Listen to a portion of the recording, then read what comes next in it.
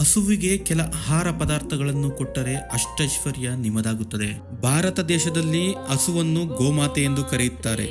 ಹಿಂದೂ ಪುರಾಣದಲ್ಲೂ ಕೂಡ ಇದರ ಉಲ್ಲೇಖವಿದೆ. ಅಷ್ಟೇ ಅಲ್ಲದೆ ಹಿಂದೂ ಧರ್ಮದಲ್ಲಿ ಹಸುವಿಗೆ ತಾಯಿಯ ಸ್ಥಾನವನ್ನು ನೀಡಲಾಗಿದೆ. ಗೋಮಾತೆಯ ಶರೀರದಲ್ಲಿ ಮುಕ್ಕೋಟಿ ದೇವತೆಗಳು ನೆಲೆಸಿರುತ್ತಾರೆ. ಇದರಿಂದಲೇ ಹಸುವನ್ನು ಗೋಮಾತೆ ಎಂದು ಕರೆಯುತ್ತಾರೆ ಮತ್ತೆ ಪೂಜೆನೂ ಮಾಡ್ತಾರೆ.